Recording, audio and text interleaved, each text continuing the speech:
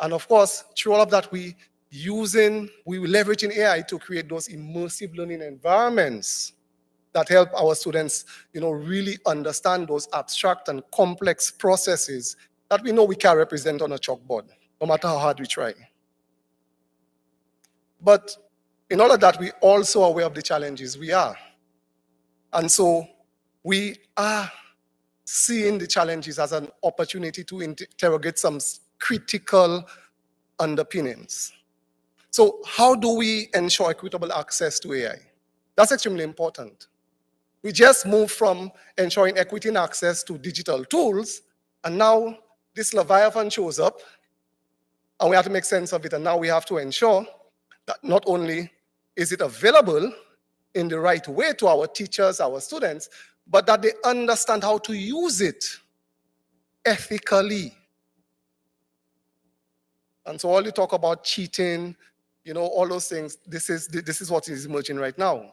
And so we have to find that balance between all the affordances of AI and that need for that standardized assessment that determines where we are as learners. And here is the big one. We have to make sense of this question. How do we preserve the irreplaceable human elements of teaching and learning that people believe AI is threatening? These are some of the questions we're going to explore today, people. These are what we're going to explore. Our panelists will provide us insight, experiences, opportunities, real-world applications, and will help us interrogate not only the concept of AI, but also our approaches to this too ubiquitous Leviathan that some of us believe we need to keep in check. But remember, some of us also believe that this is the future of education. So I'm going to leave this open-ended. And now that I'm done with all the pleasantries, I want us to move immediately into our exploration. So allow me to invite our first presenter, Mr. Andreas Bloom. Andreas is a manager at the World Bank's Education Global Practice with the responsibility for education support to 19 countries in the Middle East and North Africa. He leads a unit of 30 education specialists and economists who assist the region's governments with policy advice, financing, technical assistance to improve education and human development. He is passionate about poverty reduction and improvements of well-being through education. So Andreas is a Danish national who has worked in India, Pakistan, Afghanistan, and we're going to go to the website and read the rest because we want to know what he's saying. So Andreas, I invite you to come to the podium and share. Thank you very much.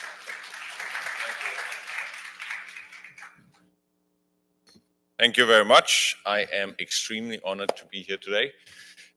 As you say, I've worked the last 5 years in the Middle East and North Africa. But since July 1st, I have started working back in Latin America and the Caribbean. And it is fantastic to be back. I've worked some 15, 20 years ago. I had a long time working in the Caribbean. And I must admit, I feel like fish in the water coming back. I think how people are, the humor that's in the room, and the nicety and the insights that are being given, I really feel it's fantastic to be back here in the region in the Caribbean. I do also, it is my first visit to the Cayman Islands, and one thing I'll remember is the quality of the singing. Not just of the kids, but also of the young gentlemen and of the choir that was standing here. I think that was very impressive. So that is something I will definitely take with me home. I hope that what I cannot bring in rhetorical level, I can bring in information, and specifically around artificial intelligence in education. It is getting a lot of attention these days. Is it worth that? Perhaps not. I think we need to know that this is one tool towards an objective. But it really is something I see when we want to transform education. this will be one of the transformations that we'll go through over the next 10 years. When I see my kids, everything they do in school nowadays, it's on the laptop. All the homework, almost from second grade and up, is on the laptop. All my communication, and I get around 10 messages a week, at least from the school and the teachers, is all on the phone messaging and apps, etc. It is transforming education as we talk, and it will just continue going in that direction. So I think it is a very important technological advance that we see. And I want to talk about concrete applications of AI in education. So let me go over first and say on technology, it is a means to an end. And the end, and that's why I want to have 2 slides, the end is learning. And we are experiencing a global learning crisis. It's not about enrollment. If there was one thing where the Caribbean has shown its commitment to education, it's the level of investments and it's the access to education from independence all the way to now. But our objective on learning is not yet obtained. This is learning poverty. In the Latin American Caribbean region, 6 out of 10-year-olds cannot read and comprehend a simple text. They will learn it later on, many of them, but we do have a learning crisis. And if we look by country, this is for Latin America, and I can't find the Caribbean there. And the reason is that actually the Caribbean is not participating in learning international learning assessments. You do have your regional on the CXC, and it's doing a great job, but where is the Caribbean globally on learning? I think that's very important to know. It's a very important steering for the region, and it does have something to do with technology, and I'll come back to what that has to be. But I think it's very important when we talk about AI, it's AI for a purpose, and that's learning. So can technology and AI help address learning gaps? My answer is absolutely yes, but cautiously. And we have already had some words this morning on why we should be a little bit cautious about it. It is certainly not a panacea. If the kids arrive hungry to school or they get bullied, an internet connection will not do anything. So we do need to focus on technology as a tool, among others. It's very critical that we remain that human action to education. It also needs careful implementation. I worked in Egypt for 5 years. We had a very large investment in EdTech in Egypt. Huge. They managed to connect 1,200 secondary schools in a matter of 2 years with high-speed connectivity internet. They built a massive Egyptian knowledge bank with thousands of content that could be used by teachers. They had online examinations for more than 1 million graduates. But the reform ended up being stopped because teachers did not like it. They were not brought into the reform. Parents were saying, what's all this change? I don't like it. I don't know anything about it. So the whole engagement of stakeholders was not taking place. Teachers did not feel this was something for them. They felt we are going to be replaced. And the consequence is that reform is on hold on the technology side. So I think the way technology is implemented has to be done very thoughtful and has to be done with a lot of consultation and with a lot of help to those that are going to benefit and use it. And that is students, and that is teachers and school directors. So lots of careful implementation. Then I also think we need to know that teachers will not be replaced. They will be assisted by technology. And we probably will see a major change in how technology changes the teaching profession. Teachers will probably teach less because that's something the computers can do. But staying engaged and following the students and caring about the students and figuring out the learning gaps. That's something the teacher will do in the future much more of. Just like when all of our jobs are fundamentally changed by technology, I think we will see that same change in the education and in the classroom. So let me go to 3 specific areas of where AI applications can help learning. First, I'll focus on students, and then I'll do a couple of apps around teachers, and then system level apps or systems. So, and I apologize upfront for being a little bit World Bank centric, because the first 4 ones are examples that we have been working with in developing countries. So these are applications of personalized learning. So for me, that's the biggest advantage. We all know that teaching at the right level is the pedagogical right approach to learning. So meet each student where each student is in the scaffolding on math or literacy or biology. We need to build where that particular student is. And that's what AI can do. And that's what many of these examples are doing. For example, if we take Alex on Ecuador and Dominican Republic, which is a platform that assesses each student's ability in math, but also the learning gaps in geometry, in algebra. And then it goes back into its learning content library, and it pulls out videos, it pulls out examples, and walks through each student that's sitting in front of the screen that has, okay, I have a problem with algebra on derivatives. Then they will put up that module focused on that. And then it will move into exercises, first help the student, and then it will move into an assessment. So very structured learning all around, run by a program and the students sitting behind it. But you have other examples that we have worked with. We are now in Vietnam, Duolingo, that you probably know. It's a language app.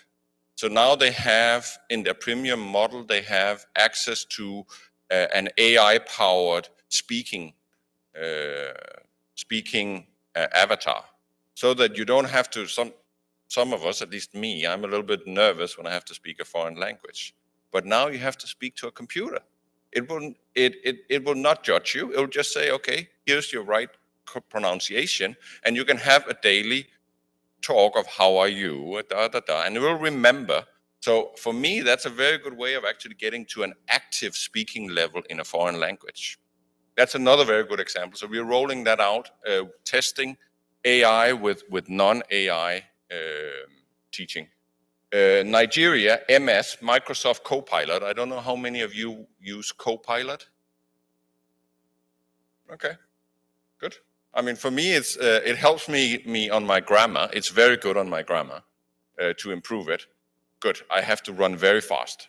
We are rolling this out to senior secondary education that gets to improve their English. They get advice with teachers behind them supporting them. Let me move fast. Then we have AI to make teaching easier for teachers. Why do we all love our car, our washing machine, and dishwashers? Because it makes our life easier. So technology needs to make life easier. It should not be a pain for us. So that's why we need to make sure that whatever we do to help teachers, that technology is a help. So here are 3 examples. Lessons plans, that's Chile, Omnia, or US Magic Schools is another company that's providing it. Another big area where we can help teachers is admin tasks. Automated grading. If the tasks are delivered on the computer to students, instant grading and feedback where the teacher has to do less. Automated communication, student learning analysis, that just pops up onto the students, onto the teacher. You also have a couple of apps now that the teacher can put their mobile phones, and then they put it simply on the table. They make they give their class, And then at the end, it says the amount of time that they talk, the amount of student engagement, the level of student engagement. So an app that gives you feedback on how much you got student engagement. And we all know student engagement is fundamental for learning. So that's a feedback app to teachers. And I will go very, very fast. AI, adaptive assessment. If there's one thing I love, it's the map testing. So I get feedback from my kids 3 times a year on where they are on math and learning and reading, vocabulary, etc. That system is a fantastic tool to monitor and continue learning. As teachers, as school administrators, as ministers of education, you would get it on a dashboard like that. Early warning, and I heard that we are working with Guyana on doing an early warning system on secondary education yesterday. Who's dropping out, who's not dropping out, that can be done through a system. And school evaluation, I work with Saudi Arabia on an AI-powered school evaluation. They have a ton of data, but how do we get that to the school? And how do we tell school A that where are your challenges and opportunities for improvement? AI can be used to generate a school report card and evaluation of each of their schools. So, risk of AI, and yes, there are always risks. Digital divide is for me the biggest: data privacy, bias, dependency, ethical concerns, and poor implementation. This is my last slide, I promise. So 4 main recommendations. Focus on the objective, learning. That is, how can we improve learning is the question. Technology is part of that answer. School connectivity and devices to all. It was fantastic to hear with the Prime Minister saying that they had devices to all their students prior to COVID on top of that. So I think that's absolute. There's a big agenda. There's a big investment agenda on that side. Then I think we need to start piloting EdTech and AI tools, probably on a lower level, and then gradually modules for math. I think math is probably some of the areas that are the easiest because it's such standardized approaches that can be done. But there are other areas. With training and awareness, again, to students, help teachers is what we want to do. And fourth, we need to build capacity to buy, oversee, and integrate tools. All of these are private sector solutions. So they need to be bought, implemented, and deliver a good quality. And I think we have a lot to learn in that aspect, all of us, on using AI. Thank you very much. I hope it was worthwhile what I had to say.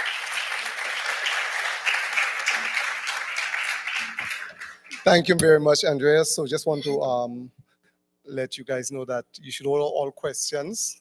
We will indulge you after everybody has presented. So please don't forget those questions because I know they're very important and they're burning.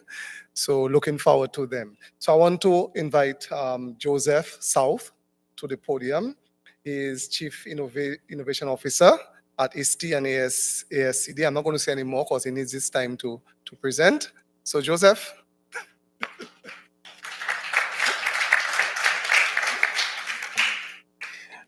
I'm really honored and grateful to be here and humbled that I've been invited to provide some perspective to all of you.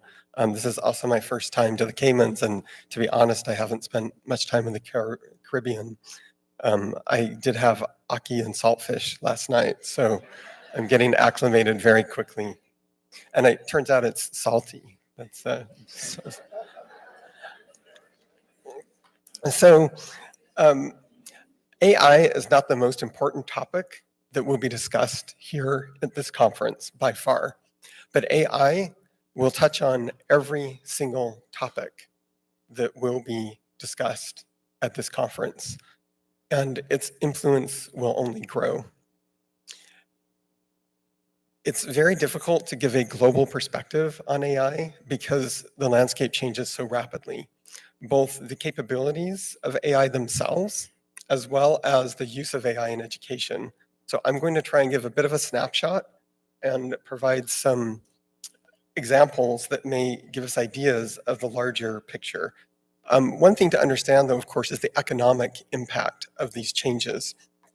When you look at where we are on the journey, the World Economic Forum predicts that 40% of all working hours will be impacted by AI across all professions.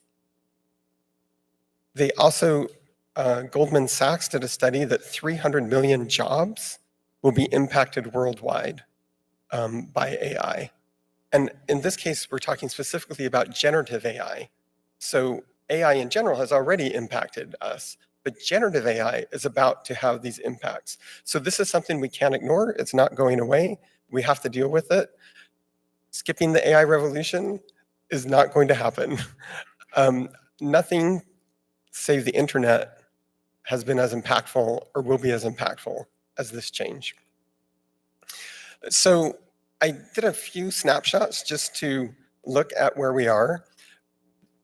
Today, there are 200 million weekly users of ChatGPT. So just think about that for a minute. 200 million people use ChatGPT on a weekly basis. And the penetration of generative AI in our school systems is actually extremely rapid. If you look, the United Kingdom has 42% of primary and secondary teachers. The estimates on the students is all over the place, from 14 to 67%. That's because it's hard to get this data. It changes very quickly. If you look at the Asia Pacific, 4 out of 5 university students are already using Gen AI.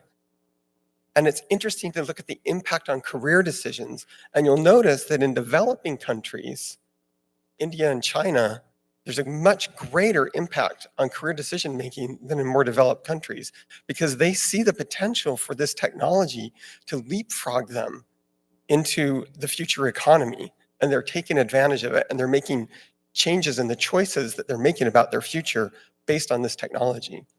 In the US, about half of our teachers are already using Gen AI weekly, but only 5% of our districts have policies for this. So the usage is far ahead of the policy making. And then if you look at training, only 1 in 4 have been trained. So this is a technology that has been uptaken so rapidly that our policies haven't caught up and our training has not caught up. And this is not usually how it is in education, right? We're usually the last to get the technology. The policies come far, far ahead of the devices. We're still waiting for devices, but this technology is growing differently. And that's part of the reason we can't ignore it, we can't wait. So what are some examples? I brought 3 examples here that I think are representative of different ways that AI is being used. The first one is very interesting. I was in Tokyo, and I was meeting with educators who are using AI, and one of them was an art teacher. And I was so surprised that an art teacher was using generative AI. And I'm like, how are you doing this? He says, well, this is what I do. The children create art. They scan it with AI. AI creates feedback for them on their art and gives them the feedback. And I was like, that's so strange. Tell me why you're doing this. He's like, well, this is the thing. I want the students to be motivated to create more art. And when they take their pictures home to their parents say, is that a dog? That doesn't look like a dog to me. Or that's very nice. That's very nice. But the AI says, it looks like you're trying to express how happy you are. And they're like, yes, that's exactly what I was trying to do. And they actually have been measured to be more creative and more interested in creating art when AI gives the feedback, other than their own parents. Now, you may find this exhilarating, or you may find this disturbing. I find it a little bit of both. But this is the kind of change that's coming. There are social implications to this technology that we have to grapple with. The second one is called Dyslexiscan. This is an AI app created by secondary students in India to help students with dyslexia be successful in school settings. So it will take a text and it will scan that text for them and create an audio summary for the student who may have trouble processing that text otherwise. Also, it will take text and convert it to a font that is dyslexic friendly, that they're more able to read. These are high school students who have created this app using off-the-shelf tools. And then the third is an effort that we are doing at ISTE, ASCD. We have something called Stretch AI. We have trained this tool only on evidence-based pedagogy and evidence-based practices for using technology in education. When you go to this tutor, it's essentially an instructional educational technology coach. And you can ask it questions and it can help you improve your pedagogy. It is not just about efficiency. It's about increasing the quality of the work according to evidence-based practice. So in each of these three areas you can see, and there are social implications, there's the placement, the framing of students as AI designers and creators and problem solvers, and then there is improving pedagogy, not just efficiency, because we can do very mediocre things much faster, and we will sleep at night and we'll have less time to worry about things, but it doesn't mean they'll be better. So what are some best practices? It's very early on to describe best practices. I'm going to start with the one in the middle. The most important thing you can possibly do right now is provide hands-on trainings for your teachers and your leaders. They have to put their hands on the tools. If you do so, two things will happen. The amount of fear they have that AI will replace them will diminish. And the amount of dismissiveness they have that this is just another technology that I don't need to pay attention to will also diminish. They will gain respect for the technology, but proper respect, and not just fear. This is a really important step.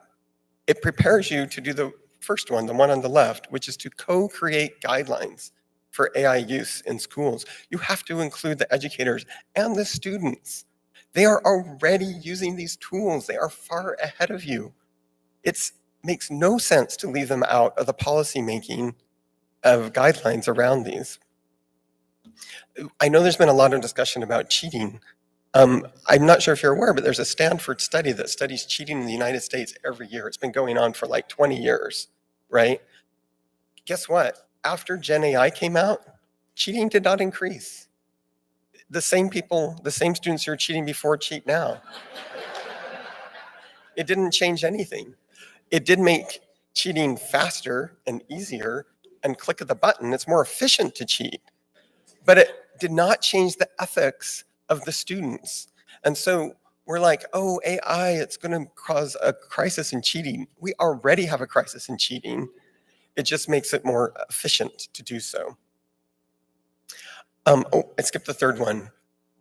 And this is, we need to focus on the learning goals, not the technology, right? Technology is in service of our learning goals. If we start there, we'll use AI well. If we don't, we will not. Obstacles. I will move quickly through these, partly because Andreas covered these, and partly because I'm out of time. Obviously, we need the infrastructure. Without the infrastructure, we can't engage it. But I want you to know that the costs of AI are dropping precipitously, and they're already making small, specialized LLMs that will work on a smartphone. And so the requirement of connecting to the cloud right now will eventually go away, and we'll be able to connect to this technology locally. Second is we need high quality materials. ISTE has actually been training teachers in AI for 7 years. We've trained thousands of teachers in 20 different countries, but we were far ahead of the curve. When I tried to get people to pay attention to AI, nobody wanted to take my courses. I was offering them for free. Now we have a 1,000-person waiting list for our courses. But there has to be high quality examples and exemplars. And then last, LLMs are trained on data from dominant cultures. They are not trained on your data. That is not where it comes from. And we need to bring the wisdom and the experience of your people to these technologies. There is a bias towards the written word in artificial intelligence. And a lot of the oral traditions, the oral transmission of wisdom is not captured in these LLMs. And we can change that, but we need to change that. So I will finish very quickly with my recommendations. Number one, same as Andreas, public-private partnerships around infrastructure. Number two, national and regional AI literacy programs so that teachers can develop the capabilities that they need so that they can then help students. And last, we need to develop culturally responsive AI models that are reflective of those that they are designed to serve. To finish, I'm going to quote Nelson Mandela. Actually, unfortunately, he's not here to comment on AI, but fortunately, generative AI, I've asked it, what would Nelson Mandela say about generative AI if he was here at this conference today? So this is not Mandela. Embrace the marvels of artificial intelligence in our class. Let us not forget that the greatest intelligence lies in our shared humanity. AI should enhance, not replace, the vital connection between teacher and student, for it is in that sacred bond that true learning flourishes. Thank you.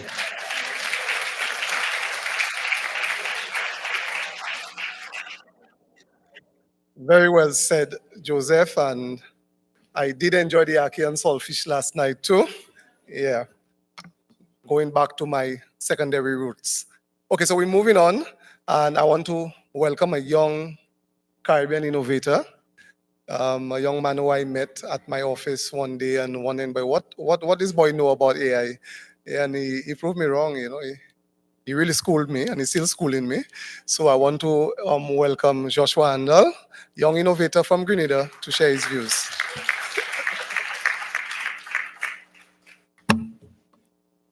Good morning, everyone. I'm just going to continue with the panel protocol already established. First time in the Cayman Islands. The Caymanians are so nice, pressed for time. Yeah, it's really wonderful to be able to afforded this opportunity, to speak on this panel. So we're just going to jump right in. The name of my presentation, CTRL plus Alt plus Teach. For those of you who use a computer, you know that Control plus Alt is a function, and whatever you click next would immediately give you your results. So Control plus Alt plus Delete would delete something. So Control plus Alt plus Teach would empower our teachers to teach more, rebooting education from chalkboards to code with AI. So to make things a bit more engaging, what I'm going to do is we're going to do this presentation in the form of a game called Two Truths and a Lie. What happens is I present you with 3 statements. 2 of them are truths and 1 is a lie. So quickly, can everyone please stand? All you have to do is just sit whichever statement you think is a lie. Yes, Royston, you as well.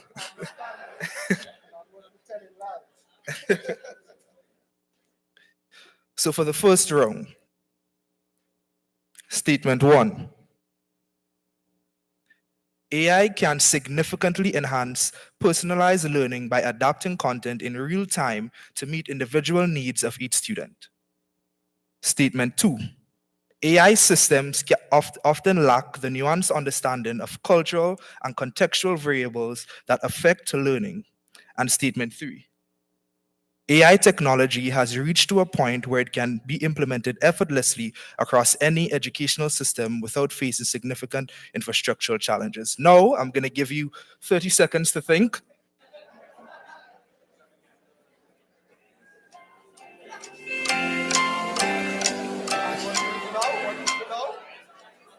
So now, if you think statement 1 is the lie, have your seat. You sit whichever statement you think is a lie. If you think statement 2 is the lie, have your seat. If you think statement 3 is a lie, have your seat. It looks like we all have AI experts in the field today. Statement 3 is the lie.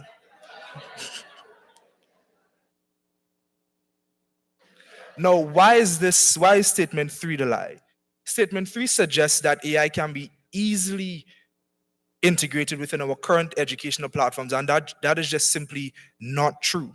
While AI has immense possibilities, a study done by UNESCO called AI in Education highlighted that there are significant barriers that must be overcome before we're able to harness the real potential of AI in education.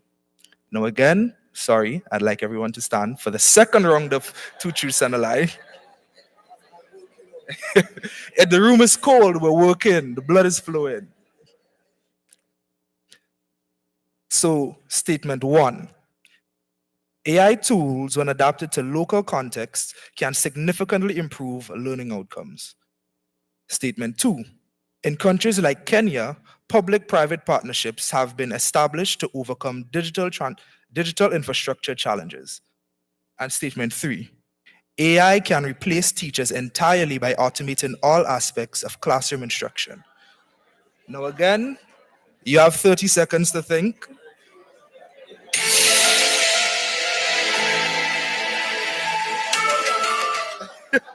So if you think if you think statement three is a lie, have your seat.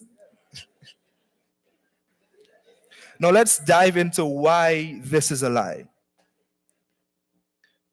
While AI has a lot of benefits and capabilities, the fact that it can completely replace not only teachers but several careers within the public and private sector is just simply a common misconception. While we need to understand that there are several studies that show that AI can actually improve not only student retention rates, the engagement levels, but also a teacher's interest when it comes to teaching because it complements them. Now let's dive into why the first two statements are true. Now, EduBot AI's cultural adaptation. Let me go back. So the first statement stated that AI tools, when adapted to local contexts, can significantly improve learning outcomes, and that is true. A chatbot that I have developed is actually trained based on CXC data when it comes to the CXC syllabi, and it creates lesson plans, quizzes, revision sheets, study guides for the teachers, streamlining that specific process. So in this aspect, when we focus on the specific educational needs of our students and our teachers within the Caribbean, EduBot AI would significantly enhance and improve the learning outcomes by offering what I stated above: lesson plans, quizzes, revision sheets, and many more. Now, the second statement, Kenya actually introduced something called a DigiSchool initiative, which is part of a digital literacy program. It is where public and private partners came together to provide affordable, not high quality, but affordable devices for students and teachers who are in rural areas. Now, what this did is that it effectively took a step towards bridging the digital divide and provided access to high quality education and learning materials to the teachers and students who are in underserved areas. Now, hear me out. For those of you who have watched The Wolf of Wall Street, you know the scene where he's selling something to a client. So these are my recommendations for actions. We need to strengthen our digital infrastructure. Governments and development partners should prioritize investments in reliable, high-speed internet access and provide affordable digital devices, especially in rural and underserved areas. Now, why does this matter? This matters because without a strong digital infrastructure, even the most advanced AI tools just cannot function effectively.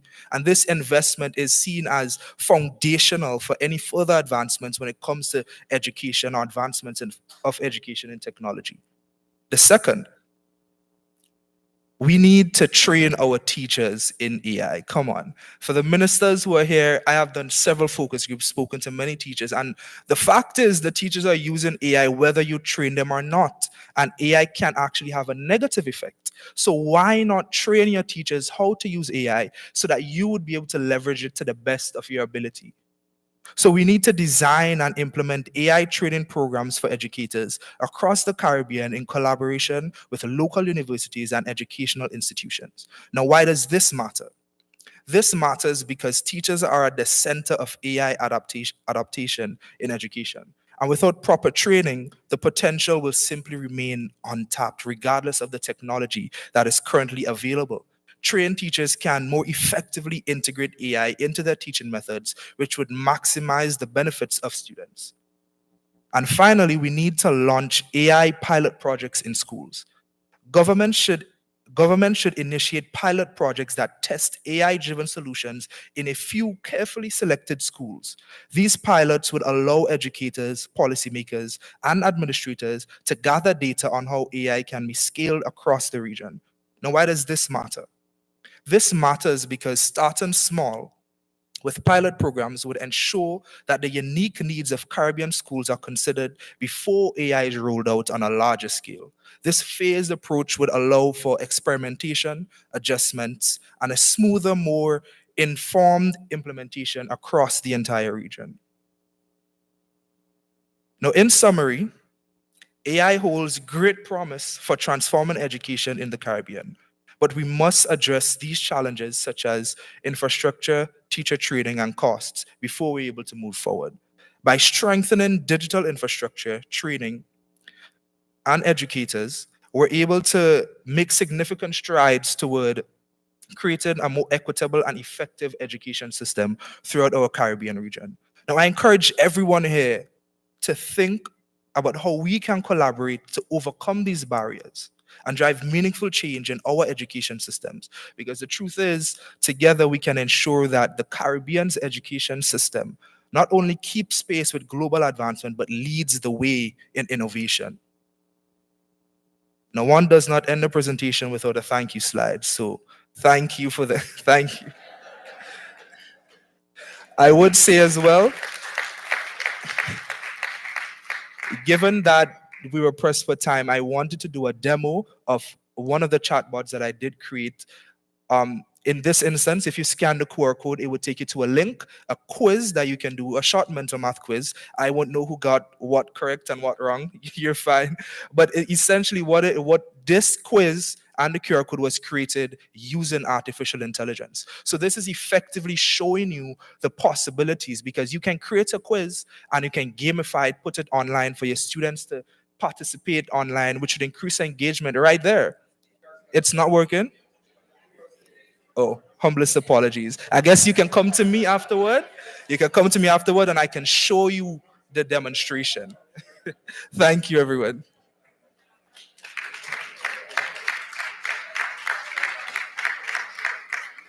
So I know you will be crowding Joshua later on. Just to let you know, I am his de facto manager. Yeah, so if you need to see him, you have to come from me first. All right, guys. So thank you so much, Joshua. Now I want to welcome a man that everybody in here knows, Dr. Wayne Wesley, who is, of course, the Chief Registrar with Caribbean Examination Council. Thank you very much. Thank you very much. You know, just before the start of this session, I was warned that, boy, I better come with my A game, because all these speakers that lined up and, the presentation that they made, I better come good in order to stand the test of time. And I was good enough with the panel, but when the premier this morning gave that speech, such lovely, powerful, experiential delivery, I'm saying, boy, I need AI. I need AI to help me here. But Premier Connolly, thanks again for hosting us here in the Cayman Islands. It's really a pleasure being here. I know I have very limited time, so I'm going to move quickly with this.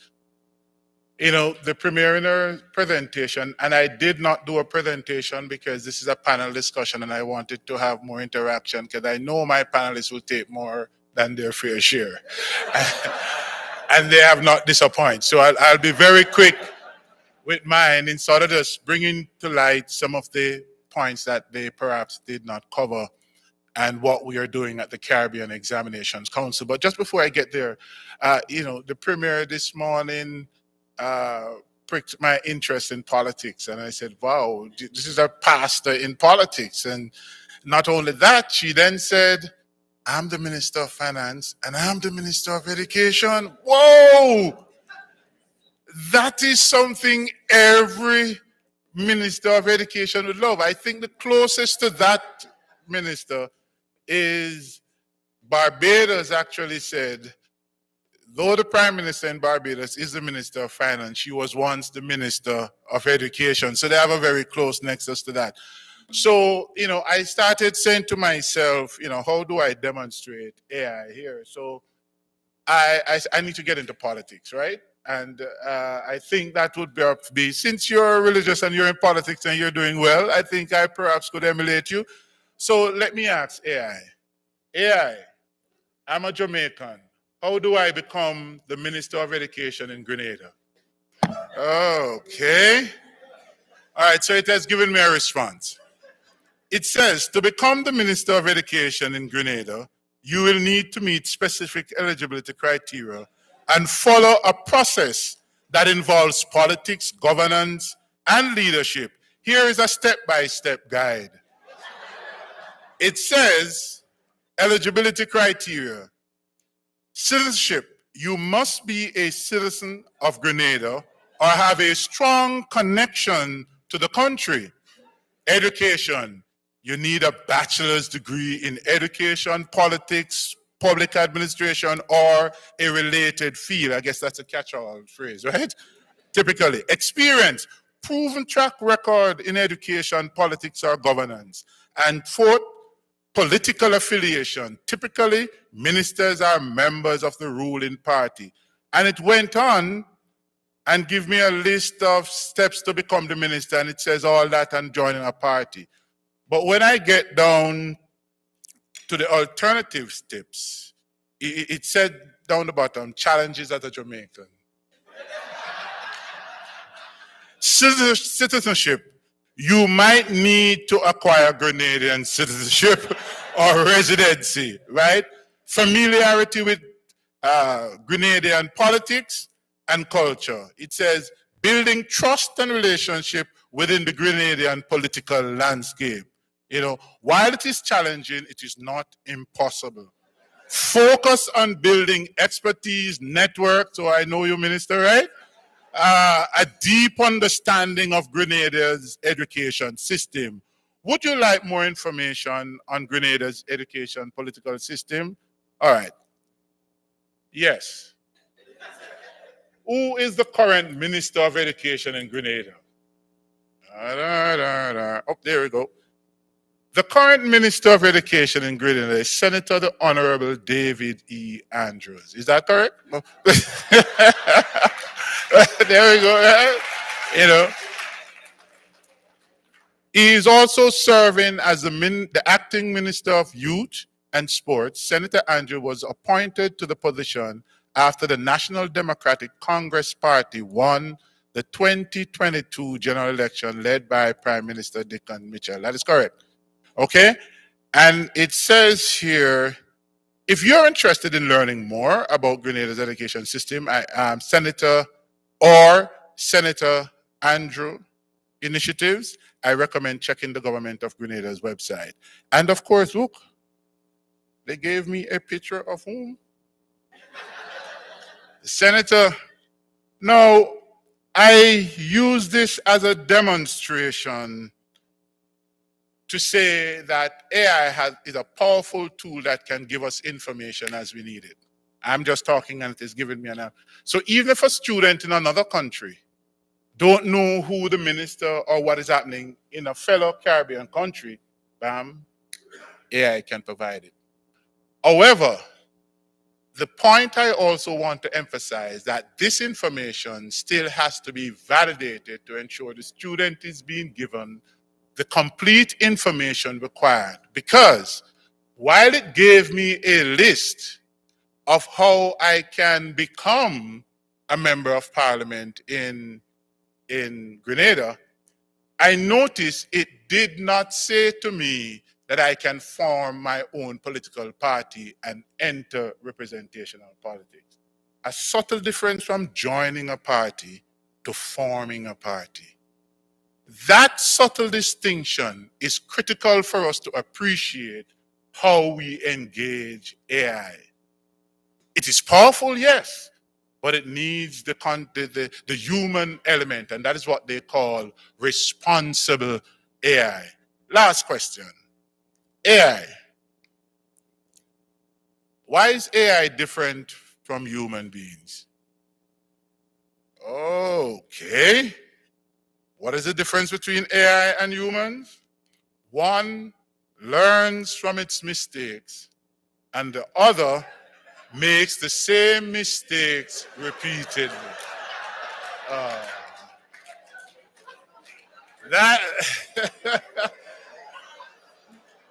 That's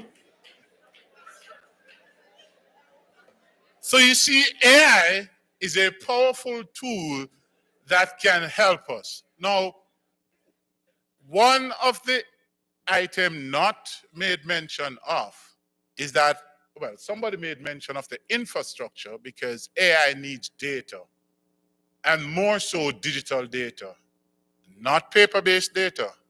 AI needs digital data. That in itself is a call for transformation. AI, in requiring and to be doing all this, there's another element, Premier and Ministers of Education and all of us around us, is the energy it will require.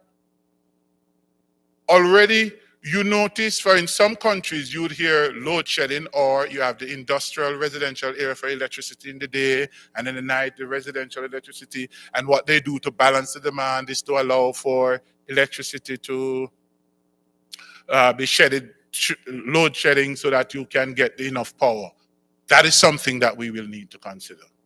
Now, the Caribbean Examination Council, in its own reform, I want to say to you that this is the beginning of the end of the Caribbean Examination Council as you know it. The Caribbean Examinations Council would have embarked on a system of transformation which posits that we become digitally transformed enterprise, offering quality, relevant, recognizable educational services.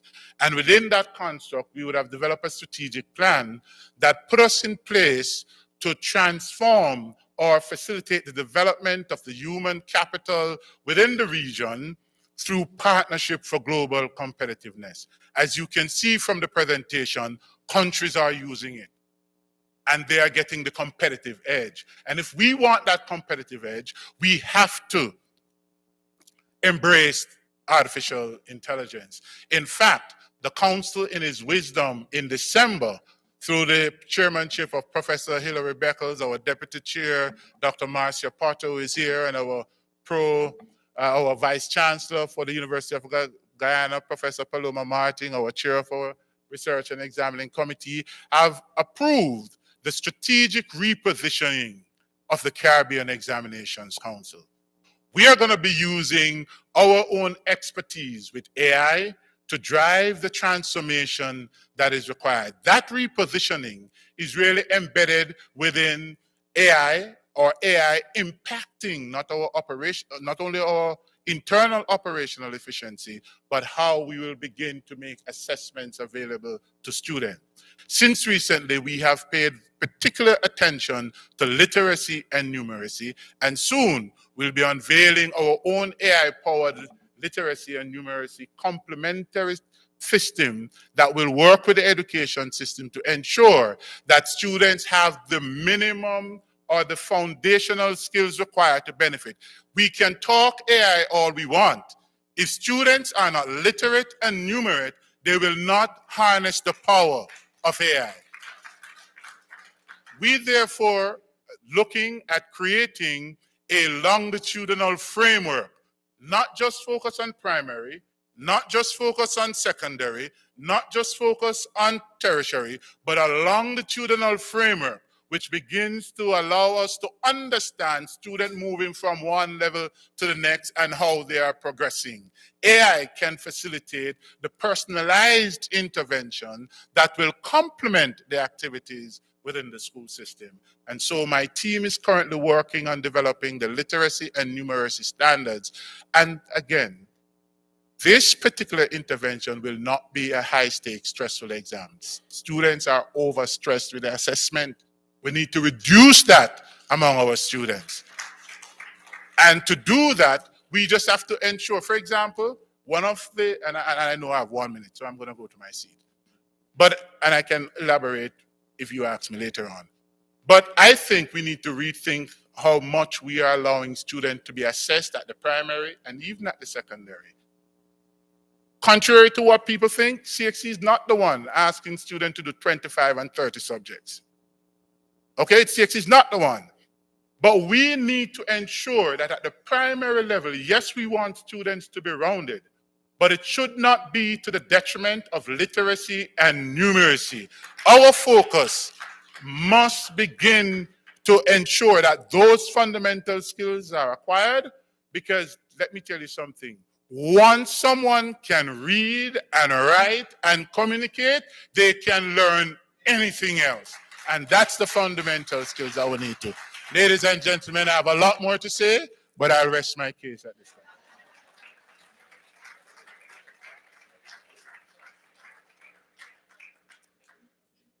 Thank you very much, Dr. Wesley. I didn't expect anything less. Truly riveting. So we don't have we don't have much time for questions. I think we have about 10 minutes. So I will spare you this litany of summarization from my end. And I'm just going to open the floor to questions from you.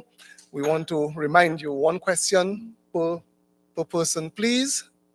And the mic is right over there to my left. Yes, questions? Yeah, okay.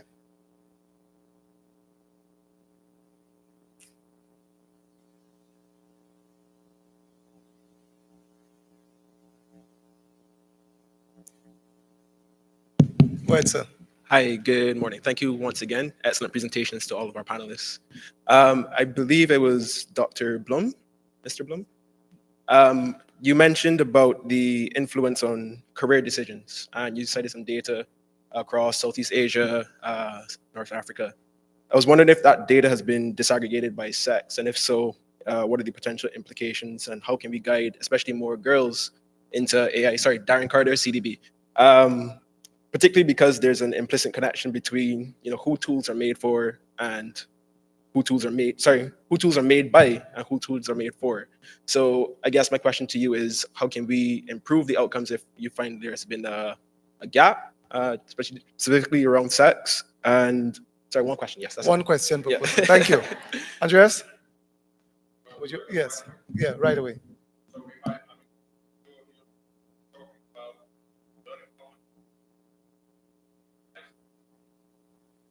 Yes. Globally, you see girls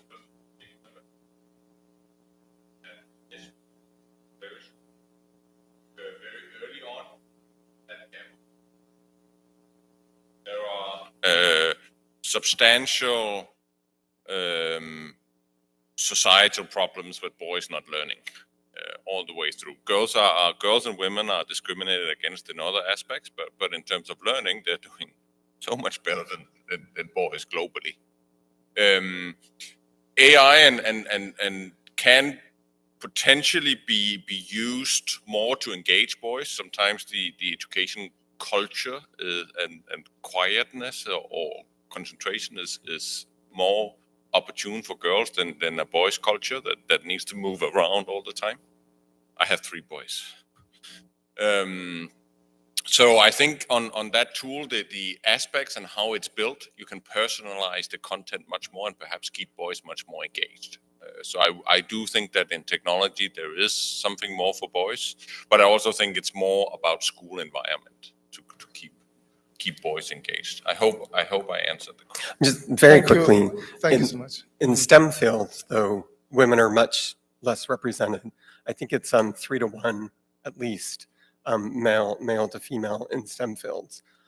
So, and since if you're going to design AI, you need a STEM background, right? So unfortunately, we have to solve the STEM problem to solve the AI problem, because in the end, that's going to be the career path for women.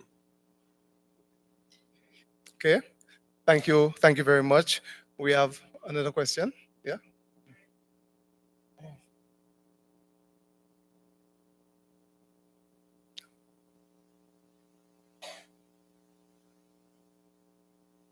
Thank you.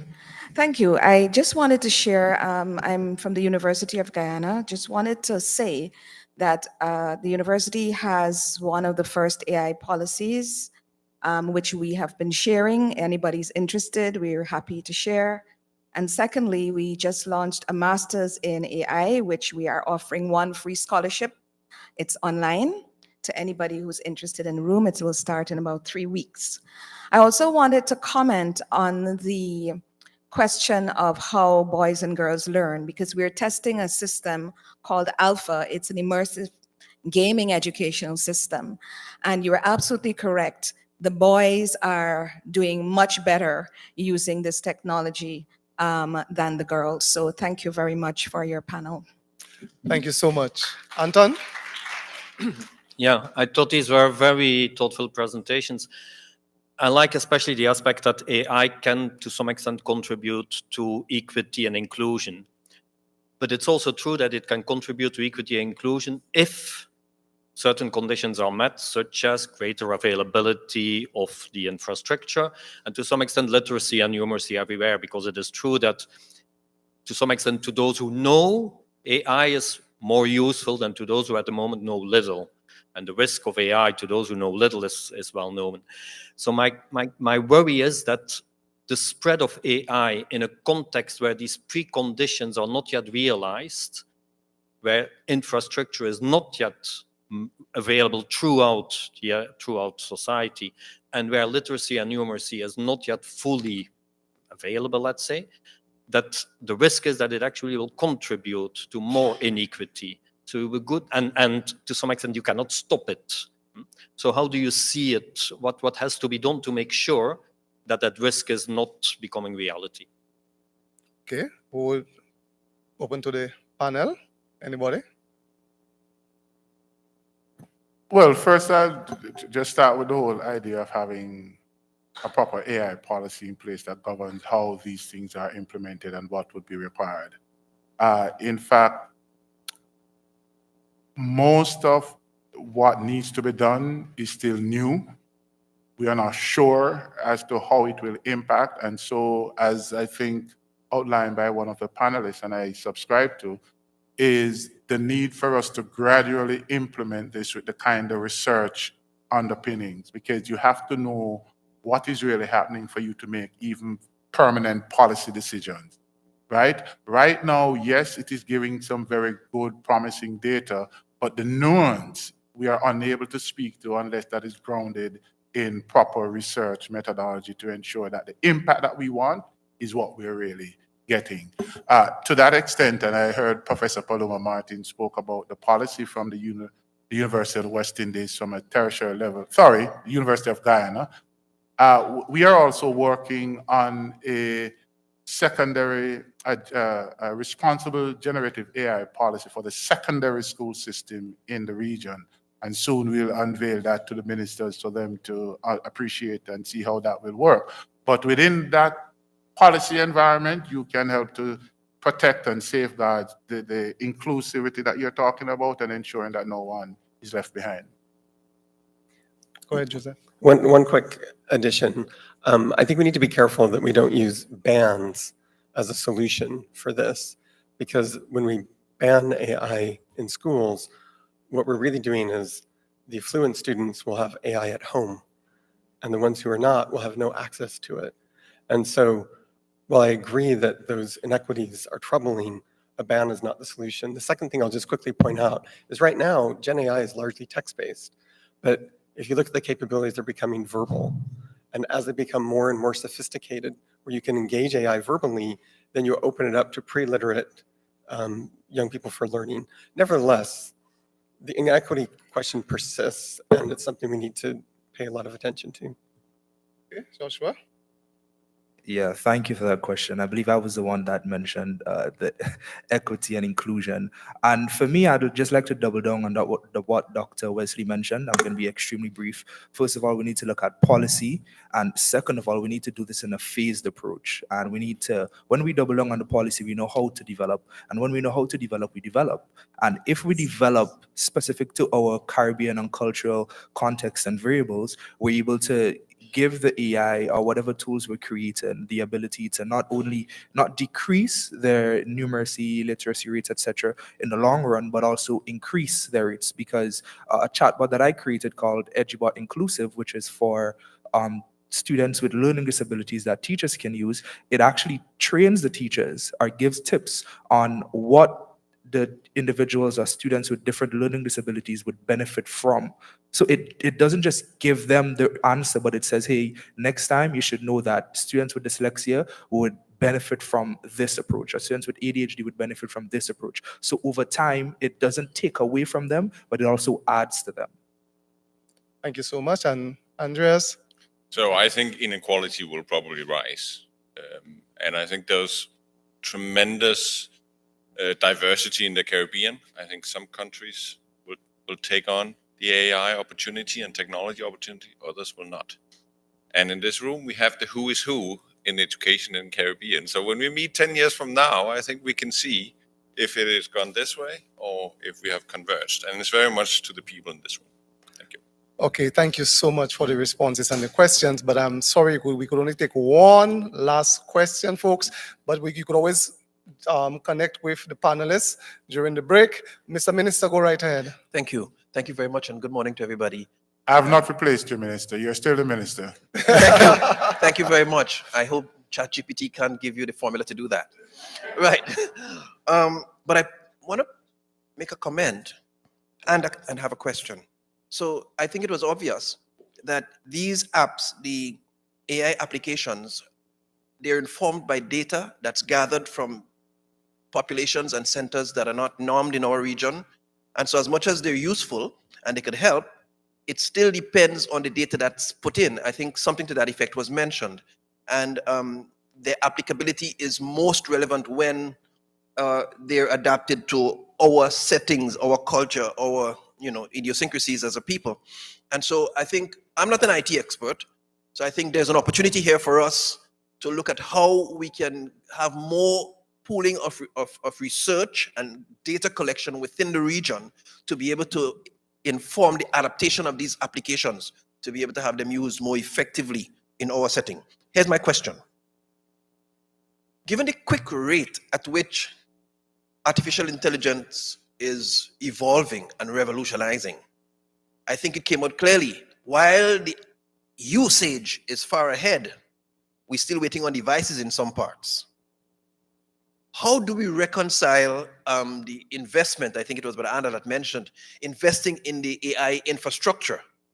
How do we reconcile that investment in that infrastructure with the reality that probably by the time you do a pilot in one application, 3, 4, 5 different versions have been improved and developed that makes the one obsolete? How do we reconcile that investment in the infrastructure and staying abreast with the current and the speed of the AI revolution? That's my question. Thank you for that question. Wonderful question and observation. For me, I would encourage, of course, investing in our own not only policy but AI tools. Because a lot of the teachers, they use, I think it's Magic School, ChatGPT, etc., which is trained on global data and may perpetuate biases and stuff like that, inequalities at many times. But I think when we look at creating our own AI technologies for not only schools, but public, private sector organizations within the Caribbean, it doesn't allow for the I would say the advancements to be far ahead compared to the usage, because as fast as they're being developed, we're training the individuals to use them. So before you go on, Joseph, I just want to jump in because we have a perfect example of that within the OECS. We're talking about indigenous knowledge. The curriculum that was developed through the OECS bill was developed by teachers in the OECS based on OECS experiences, so it's culturally relevant. And this is the data that we're using to generate not only the lesson plans, but the content, the quizzes, the templates for all of the instructional materials. Okay, so that's a perfect example of that. That we have a wealth of content within the OECS, and so what we need to do is really collaborate, not just within the OECS, within the Caribbean, collaborate on bringing those resources together. You don't need to change infrastructure all the time, right? It's really untrue. Once you set up the template and the model, okay, the generative AI, those tools work on already existing infrastructure. Nobody asking governments to reinvest in infrastructure. What we're asking is that you continue investing in infrastructure to ensure that your investment in AI does not further augment that digital divide. Okay, and well, we're going to take 2 comments and then we're going to wrap up. Go ahead. So I think it's a very insightful question, Minister. Thank you. One, I agree that in general, investment in the overall digital infrastructure is an investment in AI. So that foundational investment in digital infrastructure, AI will run on top of that. But the second thing is I've been telling schools in the US to not sign more than 1-year contracts with any AI provider, because you don't, one, know whether they're going to be there a year from now, because there's so many of them and they're so new. And 2, you don't know whether another company is going to leapfrog it. So I think you're right to be skeptical of that. And unfortunately, that leads us to look to larger providers who have more staying power, Google's and Microsoft's. But that creates the dilemma that you pointed out, is whether they have the context for your region. And so in the end, it's going to be a blend between, in my view, a large, reliable provider and bringing that context to that provider together. Thank you so much, Dr. Wesley. Yeah, just to continue on that path, however, to say that should not deter us from using the system, even though the context or the content is not culturally relevant yet. And that's why I gave you the example I gave when I said, how do I become a minister? To say the teacher is still relevant. So the teacher is going to make sure that the content is giving you, because content is ubiquitous now. It is here everywhere, and you can get that. And the teacher now makes it relevant until we make that full transition from what the international world is providing us with what we can what we can convert to our own. So we start with what we have, use our teachers, as usual, to ensure that we benefit from the power. So when it becomes relevant, it is easy for persons to take off, right? Okay, guys, so thank you so much. I'm sorry, but we have to end this conversation. It's riveting. Please connect with the panelists during the break. We don't want to cut into your break. This was fantastic. A lot of food for thought. Thank you very much.